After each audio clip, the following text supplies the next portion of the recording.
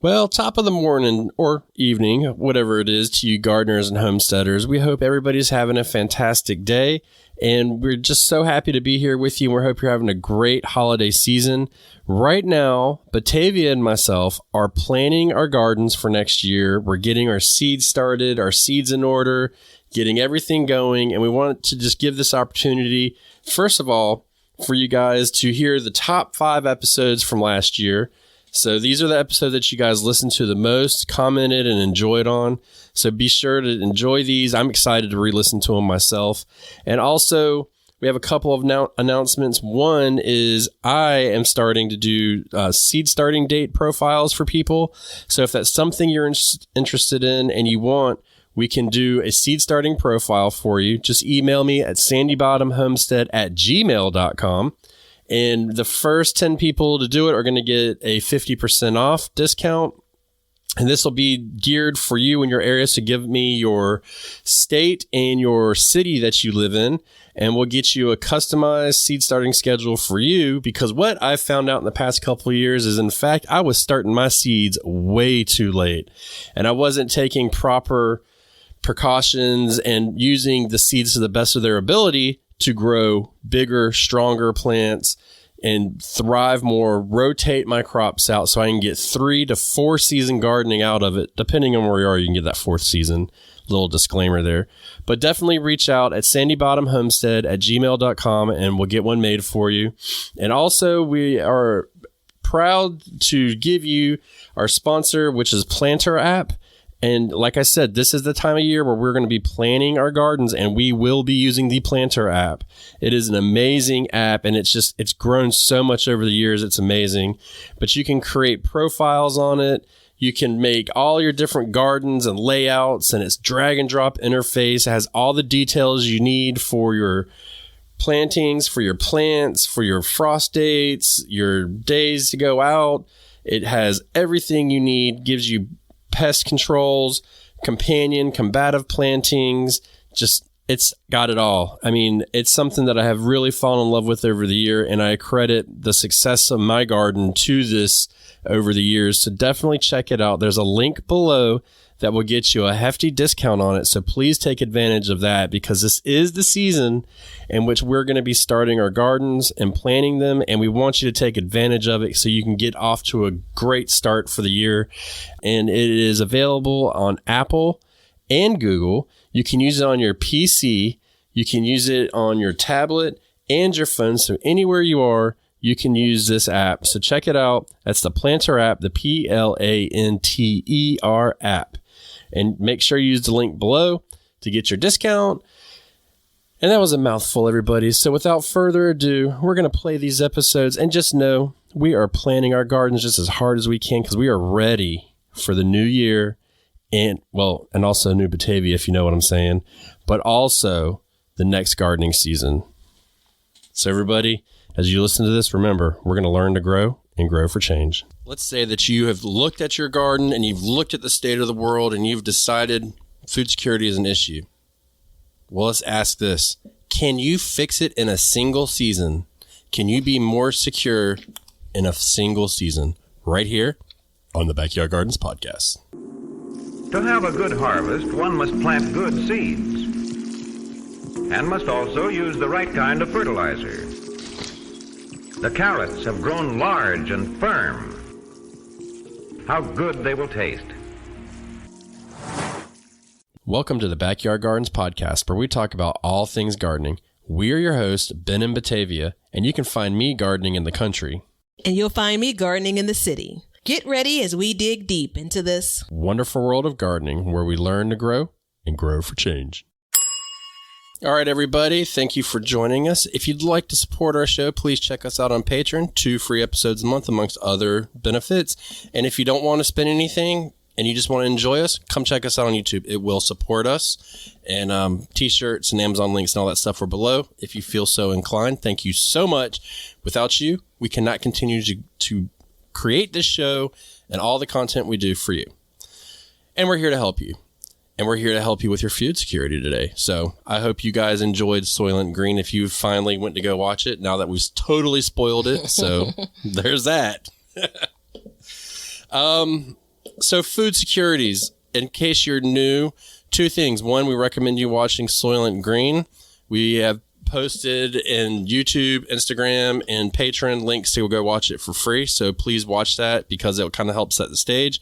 And the other thing too is, did you finally get my message, Batavia? So, oh my gosh, I decided not to go to the bathroom before we started recording, and that was a mistake. Okay, I got it. Yes. So, yes, I got the message. I understand. You are correct. So, food security, what is it? By the United Nations Committee on World Food Security means all people at all times have physical and social and economic access to a sufficient, safe, and nutritious food that meets their food preferences and dietary needs for an active, healthy lifestyle. There you go. We're going to continue to repeat this throughout the entire thing in the beginning so everybody can kind of grasp that.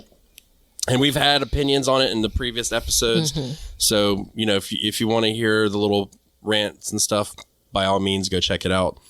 But specifically, we're going to talk today about if you can become food secure in a single gardening season. Right? Yeah. I don't want to spoil it and say, or how much can you accomplish in a single season? I think let's let it linger for a second. Can you accomplish food security in a single season? And I'm going to give you the benefit of saying it can be the full year. It doesn't just have to be the summer garden season. For sure. I'm calling it a full growing season. And I do realize that we are releasing this in the middle of a gardening season. So, well, you know what? Actually, let's talk just a minute since we're still in the opening on that. So, young Ben and I mean, we talked quite a bit about the win for this series, and there was, wait until the fall. We had actually had a whole other series done. Right. And we could have released that in the July period, but decided against it and decided to go with this one because we think the timing is essential. We knew we couldn't wait until next year, just in good conscience. Yeah, that's the term. Conscious. Yeah. Whatever. That's okay. The Let's good move thing on. Is, we couldn't do that. And, sometimes it's, let's say this, whenever what we believe could hit us and could make things more difficult for us, it's not going to happen on a schedule. It's not going to happen on this day. This is the first day of summer. And guess what? No, that's just not how this thing works. No. We talked quite a bit about the timing and things in the last week's episode. And so as you mentioned to us, I think it was just you and I offline, pause if you haven't listened to the first two episodes. And we don't normally say this. We want you to listen to all, of course. But if you haven't listened to the first two, stop what you're doing. Go back to the episode where we introduced this series and listen to that, then listen to last week's and then pick up here. Don't just come in right now, please. Yeah. And then we'll be wrapping up next week, I think it is. This is almost like the, when should you plant fruit trees? Like yesterday. This is what this series, it's the equivalent to it. Like, when should you release this series? Yesterday, Yeah, I mean, there's never a right time to release it because anytime you do something like this, you're like, shit, we're late. And in true backyard gardens fashion, generally we are a little bit behind the times on releasing something, but we really tried this time, and it was super awkward to be recording something and then referring to these series in the middle of something. But I think the timing is right because there's still time to make changes in your garden right now as we sit here and have this conversation. There's still time to do these steps. And I would say that, the official title is, or the official working title at this moment is, can you do it in a single season? And I think really what we should have, we're not going to, but what we should have said is, can you do it in a single season and a half? See, because in my opinion, this is normally the stuff, guys, that we work out before, right? Yeah. In my opinion, we have 30-minute discussions over it. Start your season that we're talking for the purpose of this is summer, fall, winter and spring now. If you're listening to this episode, if you listen to this episode in the winter, yep, you're talking about the 2023 growing season. You know what I'm saying? Like make it just like we do at any time. What we're sharing, it's going to be applicable at the time you listen to it, right? It's not this thing doesn't expire what we're talking about, so it's fine. Yep, and just like in the garden, though, there is no fixed timeline, so it all varies. Yeah. Does it start on your last frost date? Does it start here or there? It doesn't really matter. The fact is if you listen to the last episode, what changes we can make just to start now. But then building on it, there's stuff that we can do now to help get a hedge on our own personal food security and even possibly our community food security as well. So I'm going to go on a limb and say that too. And the only thing I'm going to say about that is if we did get into a Soylent Green situation, I would strongly recommend reconsidering the community part. For safety purposes. And I don't really want to get any more into that for this. That's my community service announcement. If you guys want to hear about that, you can let us know. Maybe we can talk about that. But I feel like it's not really a conversation for backyard gardens itself. There's plenty of other places that have talked about it. So in a single season, in a single growing season, can you do it? Yeah. That's a loaded question. Before we even go, what are your initial thoughts on that? My initial kind of gut response, because I'm conservative when it comes to this kind of thing, right, is no, right? But let me tell you though, because we're going to go to break. This is like if we're being interviewed on television, we're going to go to break and we're going to come back and someone's going to tell Miss Batavia that she should have answered that differently. No, in all seriousness, and thank you for, letting me join this show. A part of what we're doing and what we've done for these last 3 years and really focused in on this year, it has led me to look at things a bit differently. I know it sounds general, right? But this thing of it doesn't have to wait. You don't have to wait to do everything. You don't have to really have things buttoned up to do everything. You can make, if you listen to the last recipe of the day, shout out to Anna again, because damn, it's a good recipe, from last week's episode, you can make something out of nothing, right? So then if I look at it through that lens, which is, that's shedding a lot of Batavia. That's shedding a lot of my DNA, the way that I've been built. Yeah. And to be able to recognize that that's happening, hasn't happened, but it's happening, is pretty huge. So if I look at it through the kind of evolving Batavia lens, I do think that you can make a huge impact and create food security for you and your family in a season. It's possible. Food security forever? No. Forever, ever? No. But you can definitely wade through the storm, I think, so to speak. So I completely disagree with you. I think you can. So it should be an interesting conversation. Flat out. I think you can. Yeah. That was not pre-planned. I honestly expected you to be like, of course you can. Garden love. We love everybody. You still... See, it's what you want me to be. I know. That you keep on getting challenged by. And then I come back and you realize who I am, and then we're here. But it definitely should make for a good conversation. So hard. You ain't got to point at me so hard. Jeez. With both, I'm using all. I got all 10 pointers going on right now, and she's wide-eyed and bushy-tailed. Good night. But no, in the past 3 years, I've sat across this desk from you and this computer screen, and I've watched you in your evolution in certain areas. And I can tell you that if you do believe in evolution, and if you don't, whatever, but if you do believe in some sort of evolution, based on what I've seen, it must have been a painful process for the past couple million years. But in all seriousness, it falls right into what we're talking about. So not just necessarily my mental attitude towards this. So before we met, so if I go back to 2019, and there were years leading up to this, remember, this is where I expanded in 2019 to the front yard garden, right? Yeah. So now I have these 2 growing spaces. easily double the growing space, right? And now here we are 4 years later. I had to count on my fingers. We're 4 years from now. This is the fourth summer, right? And so you think about, not only has my view on this changed, in part, it's also not just based on your influence and Leonard's, of course. It's based on what I've seen in my garden space, what I know to be possible now. Come on now. Come on, somebody. Now, let me be straight. Now, first of all, I don't have a bell, but if I did, ding, ding.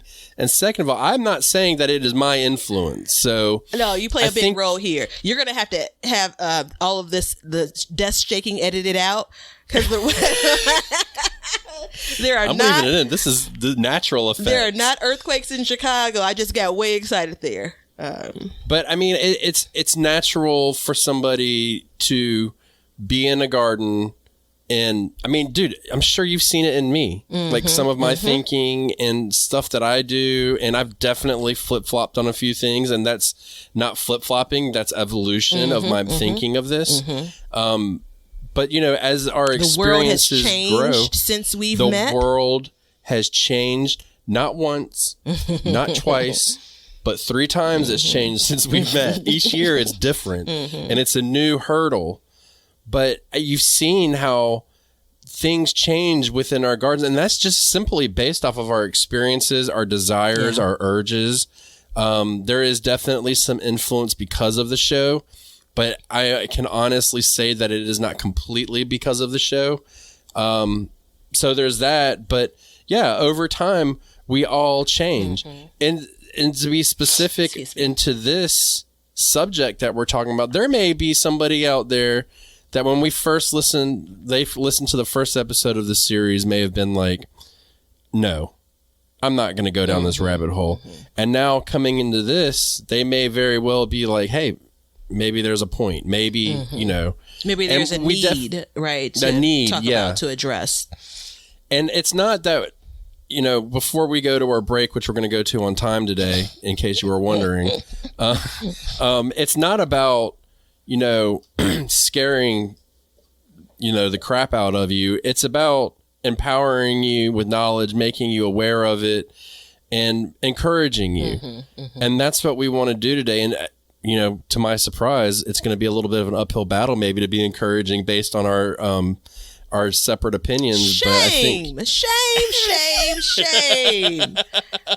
I feel like it's par for the course. Like when we talk about, we as in, folks that sit in seats like this, talk about these controversial topics, we feel like we need to apologize and we have to say things like we're not trying to scare you. And the act of telling someone you're not trying to scare them, like it kind of, puts you, sets you back, like, hold on, right? Yeah. Saying it alone is scary. And so I really want to say, no, let's not say it at all. But I just know that it's a part of what you need to do, again, when you sit in seats like this. But then I counter that with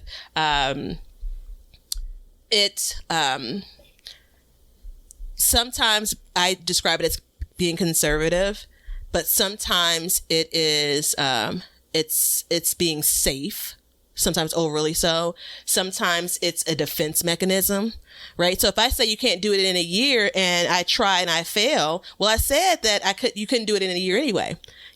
Sometimes there's a trickle of being pessimistic in there, right? Like there's a lot I know about myself, not everything, but there's a lot I know about myself. So it's all of these things. Sometimes it's about being cautious as well, right? So it's that mixture of things. And, if I or others have that viewpoint, that shouldn't be viewed as scary. What I think, though, is that it's important to not kind of close your eyes and ears because of that, because you may lean more towards we're going to change what we've been doing for 40 or 50 years. And we're just going to say, all right, I'm going to go to my yard for food to make sure. No, I get the idea of not wanting to make that leap, what appears to be a leap. What I'm saying, though, is let's make some of the decisions and think about some of these things with care, right? And not to say that that's not your approach, but I do believe that it's easier for some than others, right? And we're talking about we're talking about the majority here, the audience. So I welcome the idea that, it's just not like, let's just say yes. I'm okay with what our discussion is going to be with. Oh, I'm totally okay with it. And I want to tell you why I apologize. I don't apologize, but I tell you that before, and because I've listened to things in the past that have, albeit important conversations, they scare you. And then the solution, quite frankly, was spend as much money as you possibly can and all of your efforts into this subject, and then you might be okay. And that's not where, and I mean, I walked away from those conversations. I mean, honestly, I looked for the tallest cliff with the shortest walk after I was done, because I was like, oh, here we come. Here we go. This is it. Yeah. And that's not really where I want to. I want to make it, where it's something doable. There's an action that can be accomplished. You know what I mean? And it definitely, if it does scare somebody, that's fine. But I want it to be accomplishable goals, something that we can all do. So, and I feel like we can do that. Maybe. Who said we were going to break on time? My last statement before break will be some of this. Some of the shit is scary. Period. Point blank. Yeah. End sentence. It is. So that message that I sent you still rests firm right now. And I do want to say, if you guys watch Soylent Green, we don't agree with everything, specifically the furniture. And we will be right back with our discussion on how we can make this happen in one season. Hey, everybody. Thanks for checking out the Backyard Gardens podcast. If you like what we're doing and you want to continue to support the podcast, head over to our Patreon page to sign up. You can also make a one-time donation using PayPal. Both of these links are in the description. With your support, we can continue growing and helping others in their gardens. See ya. We want everybody to have a garden, and we're going to give you a chance to win free seeds every month. Head over to backyardgardenstv.com and enter your email address to be entered in all of our giveaways. Good luck. All right, Batavia, you got one season. What? You can't send me a message back in the beginning because it's going to mess me up.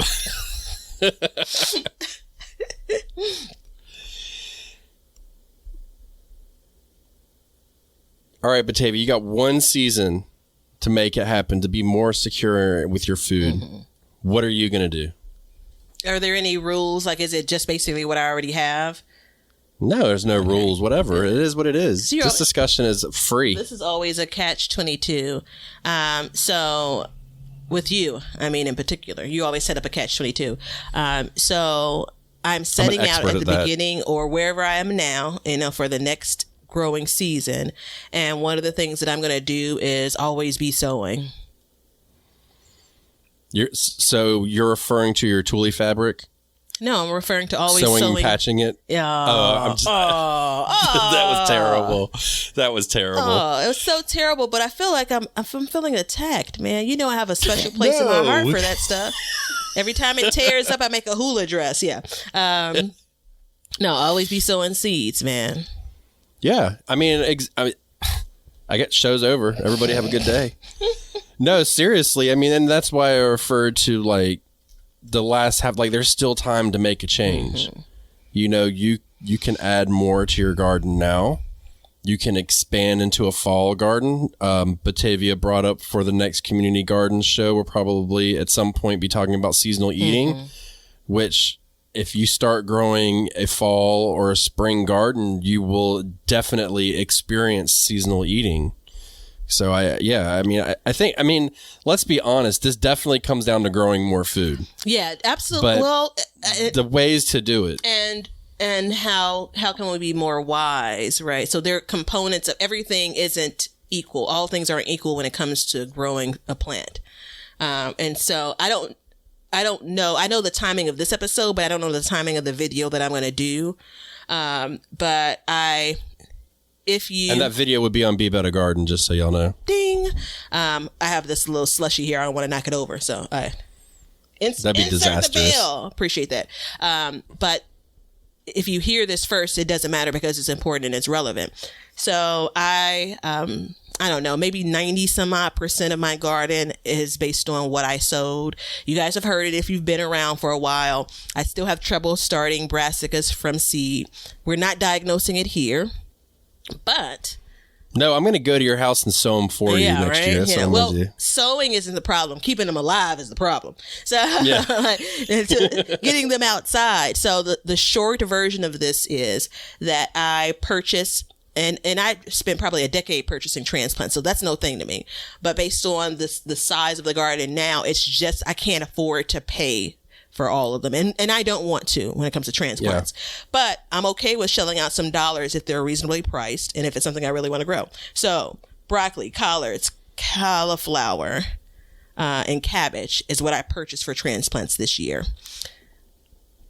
I thought. So it was at the end of June that I realized that 5 of my oddly shaped collard green plants were actually Brussels sprouts. 5. Welcome to the club. Yeah. And so I only realized that when the buds started to appear. I had been questioning this early on, like I've never seen leaves grow this way. Now the catch is I had already started Brussels sprouts, and of all of the brassicas that they took. I planted out 4 Brussels sprout plants. So as of this recording, I have 9 Brussels sprout plants in my garden. Never would I have ever planted, 9 Brussels sprout plants. That's just, I enjoy them, but it ain't my jam. Based on my space, I'm going to put something else in there, like maybe collard greens. But anyway, I bring this up now, 1, as a share, 2, because this kind of thing is what we discuss on the garden updates, which are now on Patreon. So I do love you enough to give you that tidbit, right? But 3, and relevant to this episode, I would have cracked the code if I would have continued to sow brassicas. I first started having the problem in 2020, and I basically waited until 2021 to try it again. Still had problems. Waited until 2022. So waited until the time that I would basically need them is when I gave it another at bat. And that's not a whole lot of runway to fail and then try again. Right. Yeah. So as an example, I would have cracked the code over these last 3 years if I would have continued throughout the season. So I say all of that to say, when I talk about always be sowing, it's just not like, just don't be growing crap in your house or whatever. It's not about that, but it's always that consciousness of, if I would have tried to sow collard greens, which I almost did to sow them again when I failed this first time earlier this year, perhaps they would have took, because now I have nothing. All I have is seeds, right? I'm not going to pull the Brussels sprout plants out, but if I wanted to, I have nothing to sub in. Sure, I could go, and this is a lot what I cover in the video. Sure, I could go out and buy some transplants, but that's not my intention at this stage in the garden season, So. Yeah. Well, let me ask. So I'm going to ask you a question, and I'm going to give another, solution to this. But did you save any collard green seeds this year? No. Okay, that's good. So I proposed something to you, and I'm doing it live on Backyard Gardens podcast. I saved collard seeds, and I proposed to you that you and I become seed-saving buddies. So if I save collard green seeds, you save lettuce seeds. If I do kale, you do broccoli, and then we'll share. Because I got probably 15,000 collard seeds, so I'm going to send you some. And then if you save some seeds, you send me some of something else. And then that way, we're not eating up our entire garden with different plants. What do you say? Will you be my seed-saving buddy for life? I didn't expect that reaction. Of course I will. I love that idea so much. And it's not a diamond ring, everybody. It was just a seed. Oh my goodness, I'm literally in tears. It's such a good idea. I'm not even gonna say I can't believe that we you just came up with it, damn it. No, it's such a good idea. We talk about how much space it takes up to let plants go to seed. We talk about how many seeds that it produces. And I know that they're like seed, parties or whatever you go to and exchange seeds, but this is actually with a full-on plan we're talking about, and I couldn't love this more. It's a great idea. It's absolutely a way to, well, maybe in the season and a half, because, help with food security. It's perfect. Yes. Yeah. Yes. So, yes. I mean, I'm not wearing a white dress, though. I'm going to tell you that right now. No. Let's just go for like an off cream color. How's that? It's probably going to need to be a red dress is all I'm saying. Let's move ahead. Let's move on. We're going dark. So, but yeah, see, I mean, there you go, right there. 2 minutes. And now we have a plan. That wasn't pre-planned, by the way, where we can, with a gardening friend, and if you don't have a gardening friend, get one. Communicate with somebody. Y'all are on social media. Yeah. Meet somebody. I don't like the seed swaps. I don't like that because I end up getting seeds that I don't really want to grow necessarily. So this way we can have kind of, and I mean, look, every seed that I save, you may not want, and that's fine. But, just by doing that, like, you won't have to buy any collard seeds for 5 years. Ever.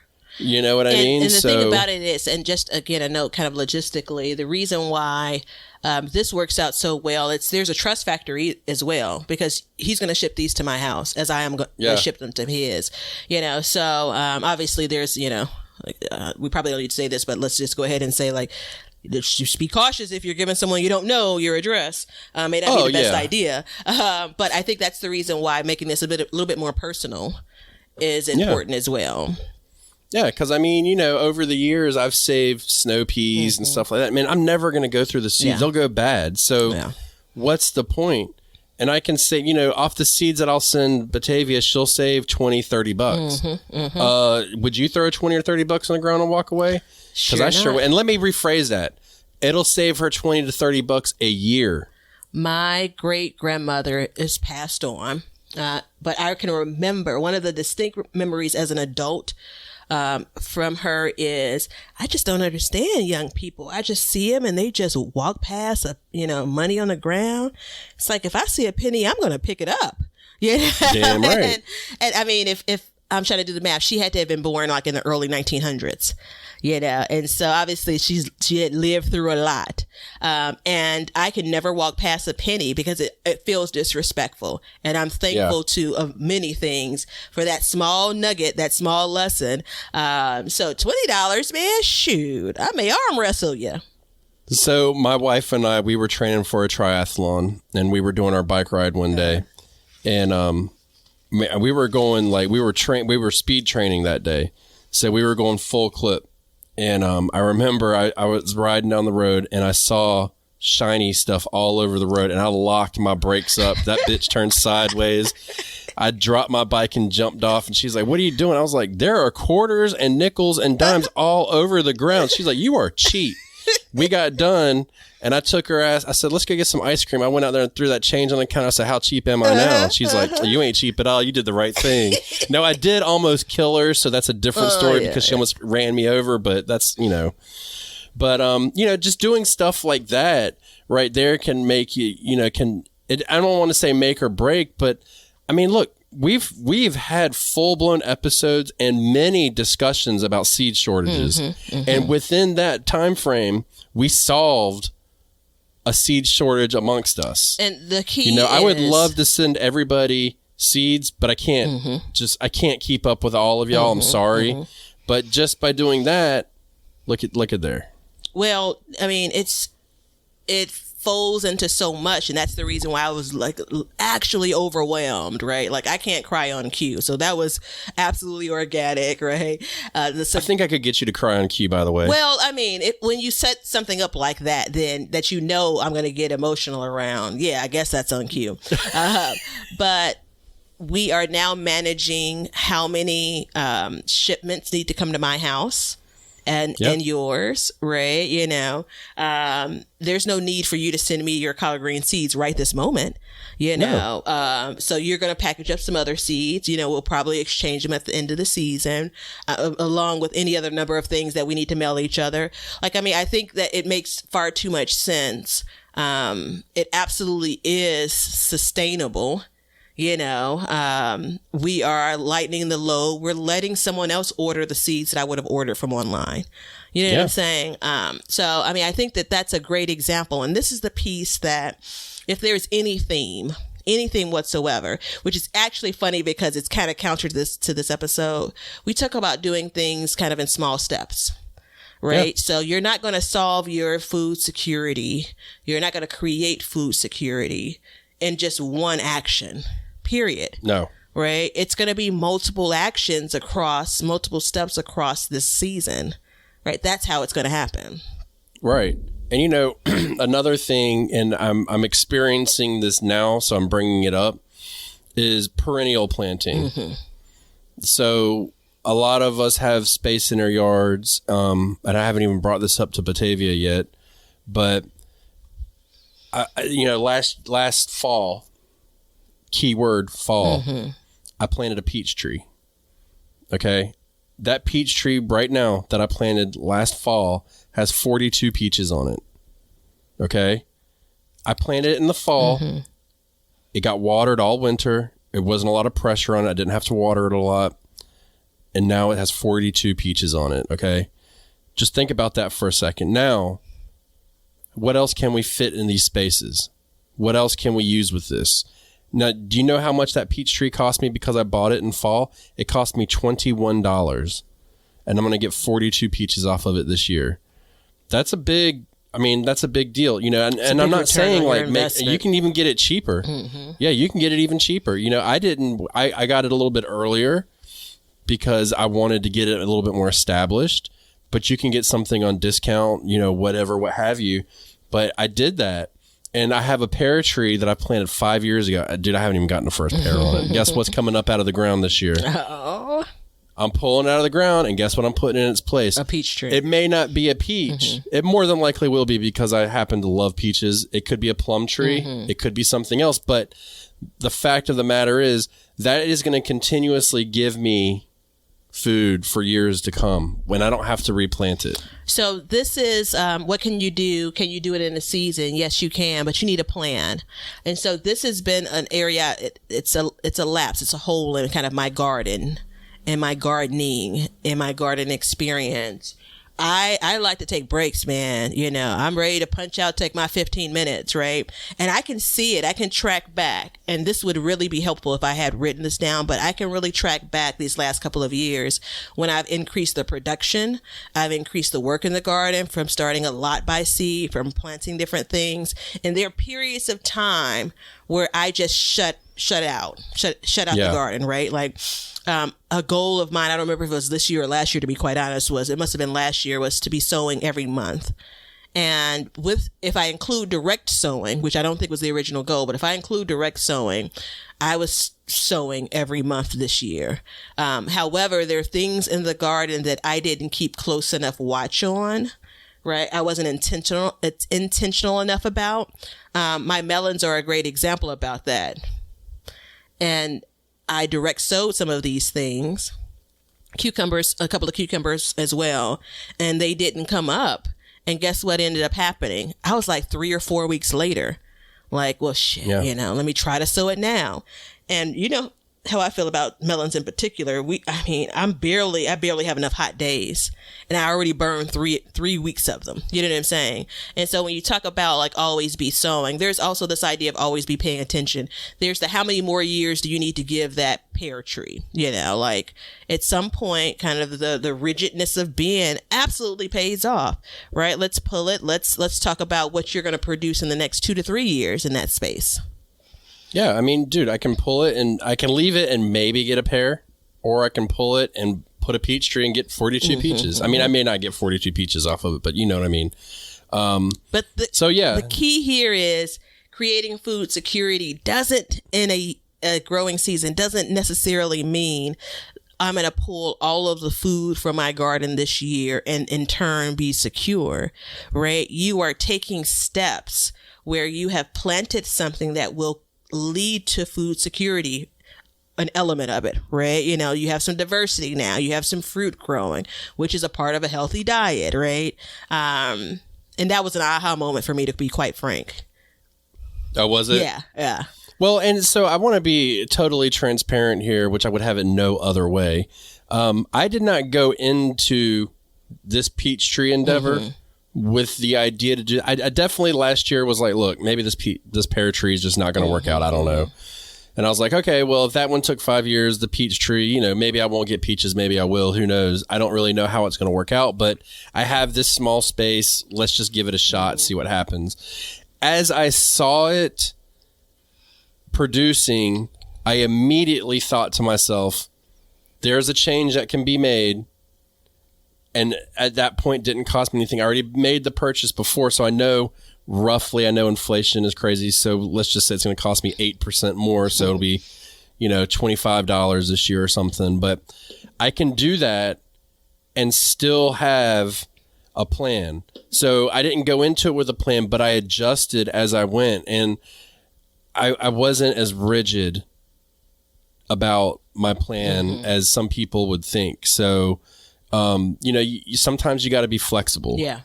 And sometimes your ideas, you know, dude, and this isn't, well, it doesn't have to do with my garden, but like with the podcast and stuff that I film and whatnot, a lot of times I wake up in the middle of the night and write it down. It comes to me. So, you know, that being said, like that didn't happen, but as I saw it unfolding throughout the year and the time, I was like, look, something's got to change. Let's make this change. And it has always been a desire of me to have regularly reproducing plants. You know, your herbs, for example, a lot of, you know, my oregano. So my oregano is, turns out it's very important to us. I don't eat a lot of oregano, but what I use the oregano for is my chickens. So I feed it to my chickens because it is, has antiseptic properties. So it can help them with any kind of sickness they have or anything like that. So my oregano just grows wild in its space. You know what I mean? So just planting these perennial things, sage, these types of things, you know, chamomiles, a lot of the herbs that we talked about in our herb series, our herbal remedy series, all that stuff, you know, and if they're not, they easily are re-sowed. So there's that as well. Yeah, as it relates to perennials, I gave strawberries another go. My plants had petered out. You know, strawberries aren't like a lifelong plant. Right. And so I bought some new strawberry plants, put it in the garden. I'm going to get a few years out of that. As you know, I planted asparagus for the first time this year. And we know that again, I'm investing in this growing season in my future food stability, food security. Right. Right. You know. And how is that asparagus going for you, by the way? What I've learned over the last year or so is asparagus is done in the spring. Right. You know, so if I was in like year 3, I would be finishing or just finished harvesting the rest of the asparagus. So it did what it was supposed to do. It seems it's still not in the perfect location. There was a more perfect location. I chose not to put it in.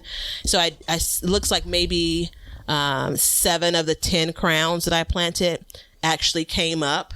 Right now they're going into that kind of fern situation. So we'll see kind of as they put more energy into building the roots now, what happens next spring. Right. So, and the benefit of that too, I imagine, is once they get perennialized, they probably don't need to be watered as much. Which is an excellent point in general. Like perennials are just tougher, man.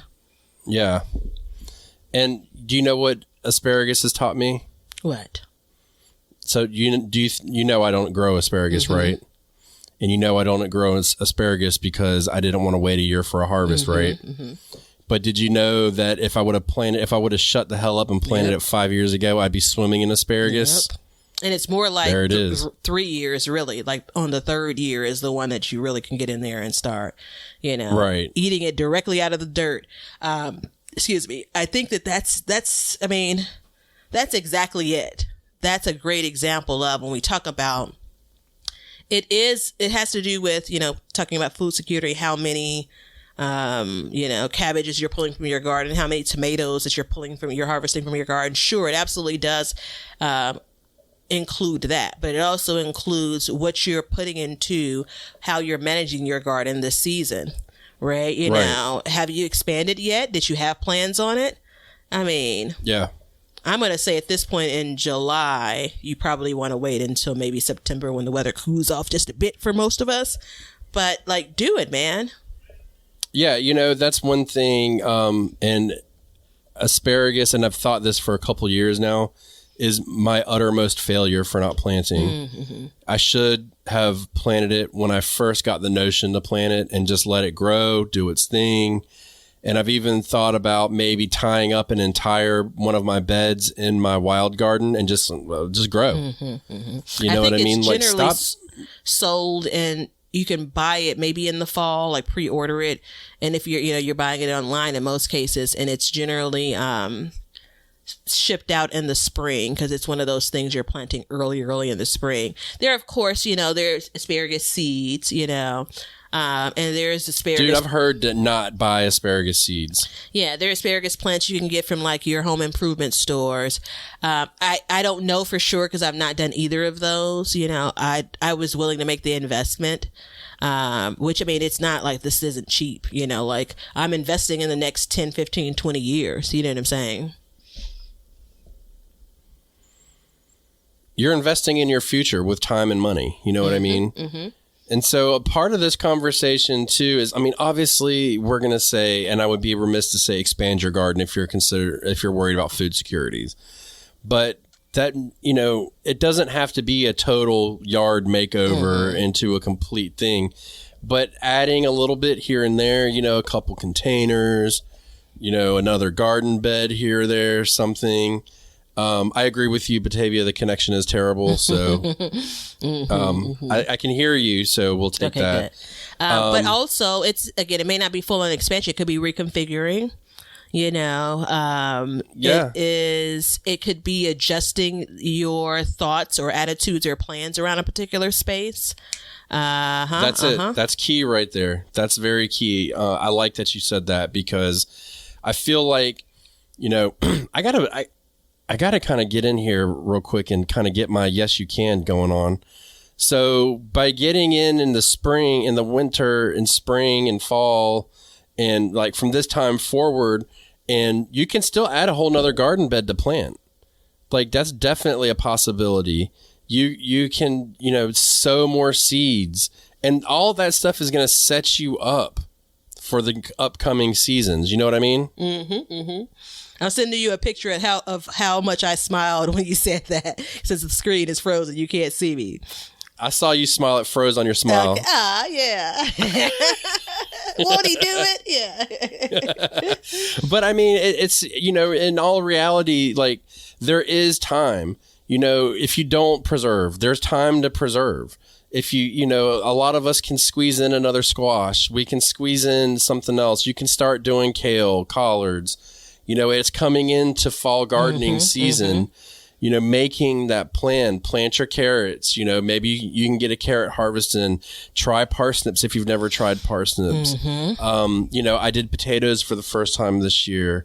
I added raspberries in as a perennial crop, so they'll keep coming. So, I'm expanding in different ways, and I'm building onto my edible landscape is really what I'm doing.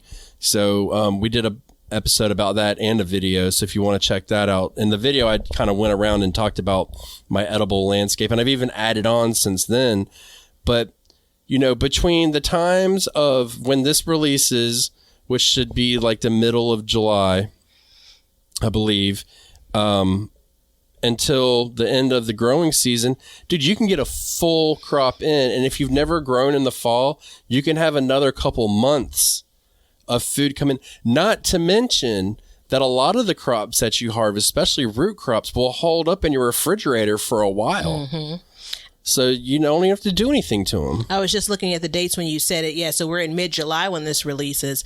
And 2 years ago, the time I was successful starting seeds indoors for fall, I started kale. It was your curly kale. And I started a whole bunch of lettuce. And those plants took, not only did those plants, the lettuce took me through like early December. Right. I was cutting and coming again, which there is something to be said about when you apply certain techniques as well, right, to help build into your food security. But the kale, not only did the kale provide food that fall, I ended up, and I share this again to be completely transparent because it may have impacted, what happened in the next spring. I had them in containers. I put those containers inside of a raised bed. That bed was covered with plastic that entire winter. So I'm in Chicago. I garden in zone 6A. I know I don't say it often because there's a very embarrassing episode where I say something different in the earlier days of this podcast. But you didn't just say it. You didn't just say it. You yelled it. Yeah. I banged on the desk, I was twisting my fingers and hips And we still have listeners that refer to it, and I love it every time you do. You guys are great. I mean, it is notable. Let's just say that.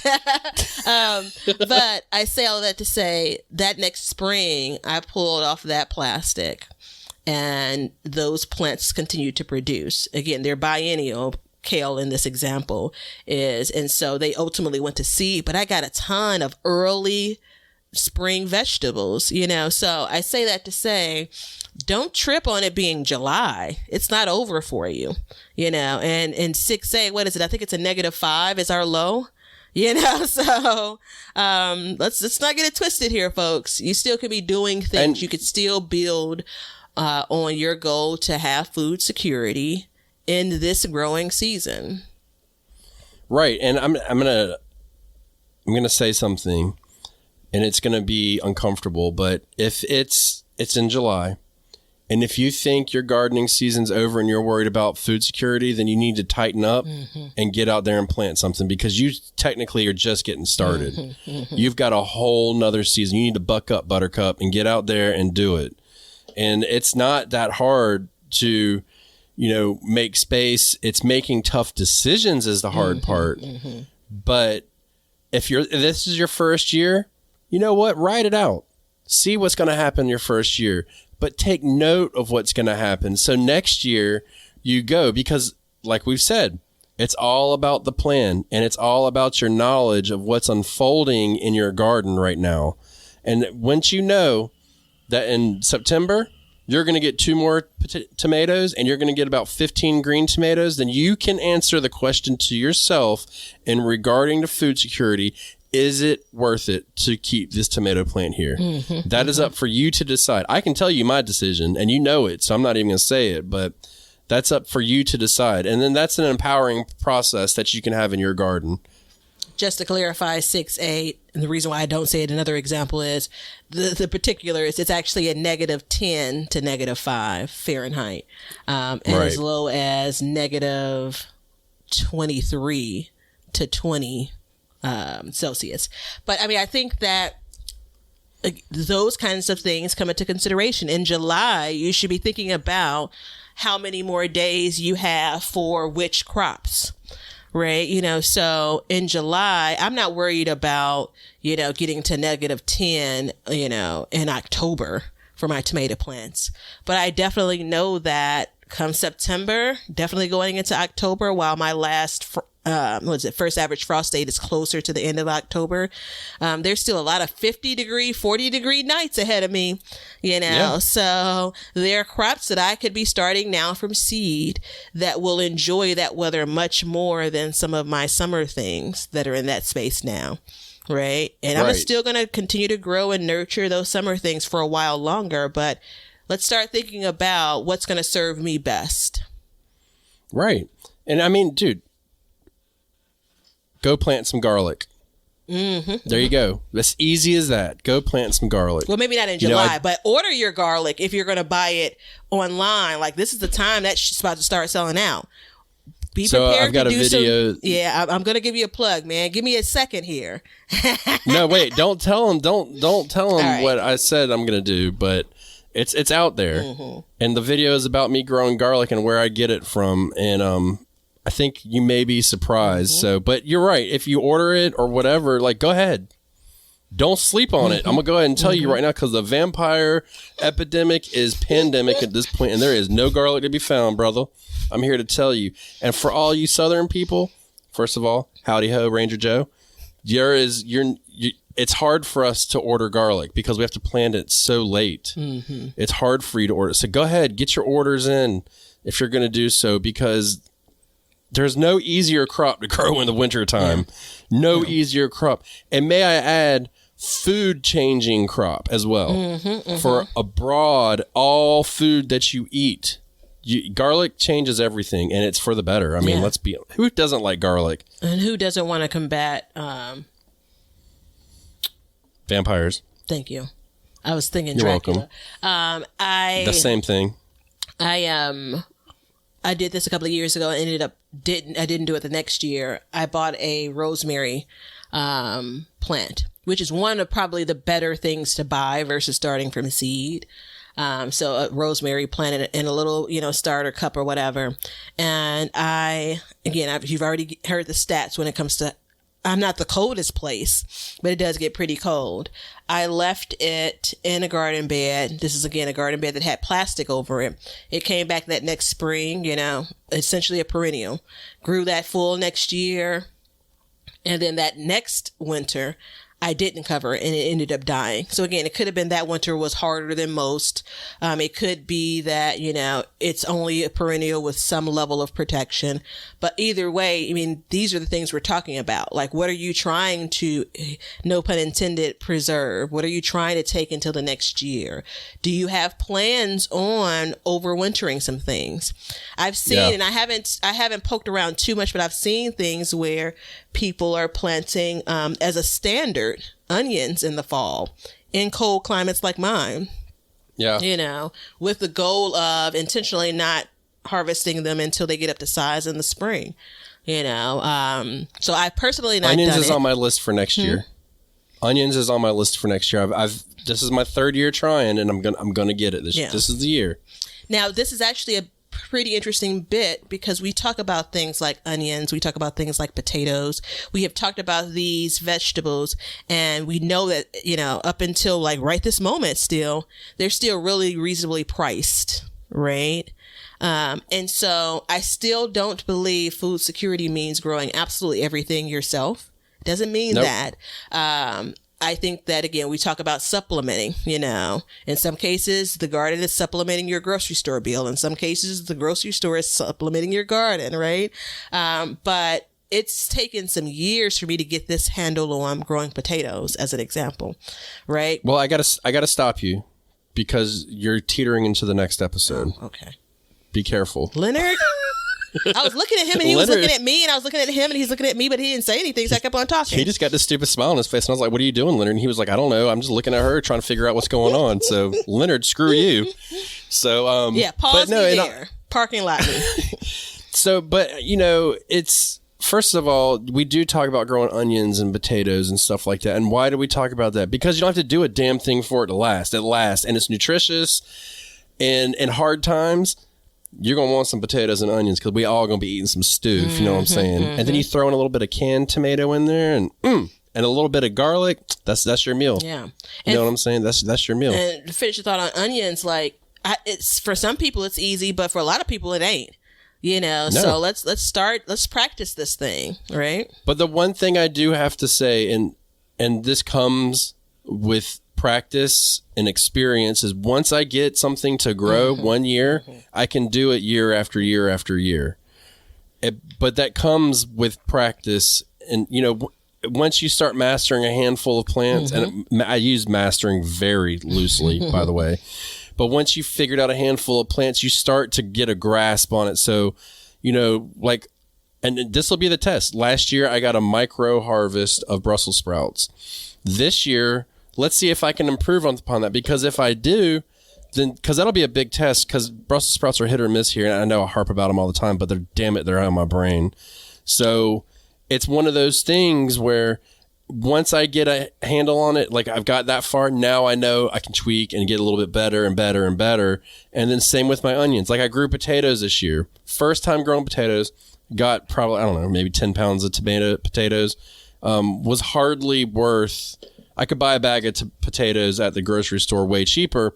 But now that I've done that, I can move ahead next year and potentially, hopefully, increase my harvest on that based on my experience, because I've done this for a while now. And I know, like my tomatoes, same thing, now you're going to have a bad year. Some years you're going to have crop failure, and that's just the way it is. But knowing the signs and the things to look for and all that stuff. And that's why we're here, is to help you guys with that. And ultimately though, you can listen to us and watch everything we do and everybody else, but until you do it, you ain't going to learn nothing. Yeah. Until you get your hands out there and stick your hands in the dirt and stop researching it and get up and do it. Yeah.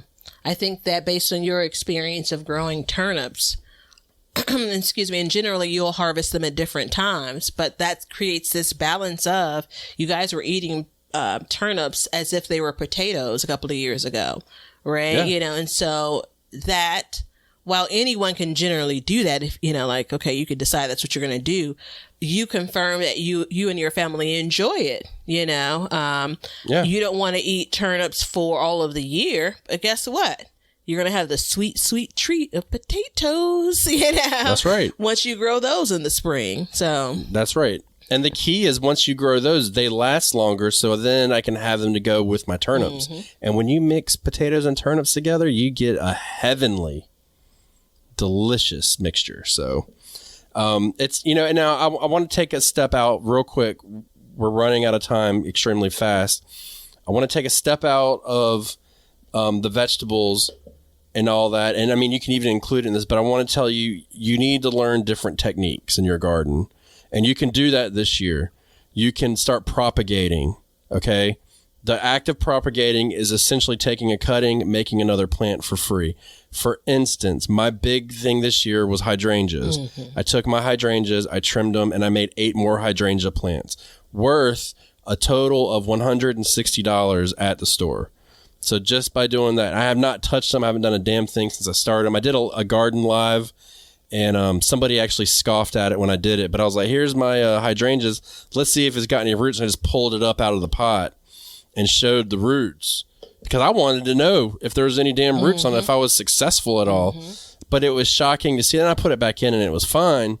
But by doing that, now I am increasing. So, propagating tomatoes, you can do that. You can do different flowers, because let's not trip on that either. Flowers are very important in this whole food security thing. We need pollinators. And so why not give them a place to live? So this is breaking news. I did this last episode. I'm not going to keep on doing it. So this is absolutely the type of thing that I speak on in a garden update, which again are now found on. You got to stop. Yeah, no, on Patreon. I'm just giving them a taste, just a little taste. I, for the first time ever, hand pollinated. And I hate it. I've hated it. I didn't want to do it. And you want to know what I hand pollinated? This is what you do to me. Can you guess? We're running out of time, so you got to guess right. Squash. God darn it. You're so much better at this guessing thing. Yes. Yes. And so the way I had it planted, kind of the way this setup was, I watched one squash go bad, and I'm just like, the pollinators aren't finding this thing, right? So I did actually attempt to correct that as well. But I said, listen, I finally got some male flowers here. When the first one appeared, there were no male flowers. So I'm going ahead, I'm going to do this thing. And I did it. And I feel good about it.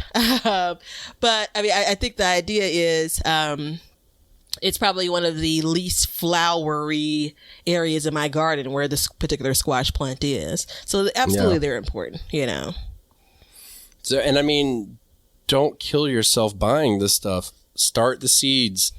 We're going to be a broken record, but it goes with this food security thing, starting seeds, saving money, propagating, planting, expanding, like all of these things kind of go in. Now, do you have to do it all in 1 year? No, you don't. But I'm going to give you my official thought on this, fall is the best time to plant perennials. Hands down. Plant them in fall. I posted on last year, I posted on Patreon an article that the state of New York itself actually only plants in fall. They don't plant anything in the spring. They did the studies, they did the tests, and they did it. And then I was already in the process of doing that. And I've noticed each year that when I buy stuff in the fall, things work out better. So this year I plan to start, actually next week I'll be starting all of my perennial seeds that don't need stratification, which is the process of a hot cold to weaken the outside of the seed in order for the roots to come out of it for it to germinate. But everything that doesn't need that, I will be planting now, or starting inside, hardening off, and planting in the fall. So when it comes time for them to bloom in the spring, they're already more comfortable. They've been in the ground for 6 months. They're ready to go. So you're going to get a faster bloom off of them and less maintenance. So my final comments, and they wouldn't be final. It's only because we're at the hour mark. If you're saving seeds and you're new to saving seeds, if you have any apprehensions, which generally you shouldn't, it's a great time before you package those things up. Drop them in some dirt. Do a germination test, right? Yeah. You're not going to plan on truly starting them until probably next year, but let's get an idea of what you're dealing with now. And I don't necessarily say you need to do that for, you don't have to do that for everything, but your very important crops, it doesn't hurt, you could save yourself some time next year. Yeah. Do 10 seeds in a wet paper towel. If 7 of them germinate, you got roughly 70% germination rate. There you go. Heidi ho. Okay. So that being said, we have another special recipe from YouTube. So we'll be right back with the recipe of the day. If you guys want some backyard gardens gear, go to the link below and check out our t-shirts, mugs, pint glasses, and other gear. All purchases go towards helping to support the show, so thank you so much in advance, and we hope you enjoy. We want you to be a part of our gardening community. DM us a picture of your garden at Backyard Gardens TV on Instagram, and we will share it with our listeners.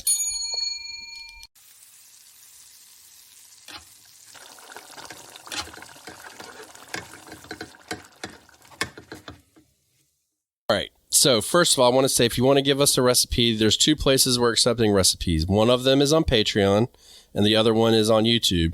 If you could just comment into a actual podcast episode or recipe, we would appreciate it. That way it's easier for us to find. But this one comes from Danielle, and she says, she gave it to us on our watermelon recipe, or our watermelon podcast about you should grow them. And I want to say this. I'm seeing a little bit of a pattern here, and I just want to say I hope that we haven't totally brainwashed everybody into simple cooking, but then I kind of hope we do, because it's amazing. So I don't think we've brainwashed people into simple cooking. I believe we provided a safe space for those that have always cooked simply to say it out loud. I like that. So Danielle says, I have a recipe of the day for you. I like the enthusiasm you have, Danielle. She said, frozen watermelon chunks, lime juice, and honey agave to taste. All blended up, and it gives you a watermelon sorbet. Delicious and quick. Hot damn. There it is. I read the recipe, and I got a little teary around the sorbet. I'm like, that's it. That's what I'm looking for. That's what I'm looking for. I'm going to try it first with my store-bought watermelon. I'm just going to tell you the truth of the matter. Hey, look. She didn't say you had to grow it. And as you know, we're all about supplementing, so you don't have to grow your watermelon, but it does help if you do. But no, I like that it's a safe space for people, because, man, there's so many recipes out there that are so complicated. It's like, if you want, it's like, all right, you got to use frozen watermelon, but it's got to be diced up into no bigger than 1/8 chunks. And then you've got to use uncurified, unstained cane sugar with a little bit of the stem of the lime, or something stupid like that. So super easy.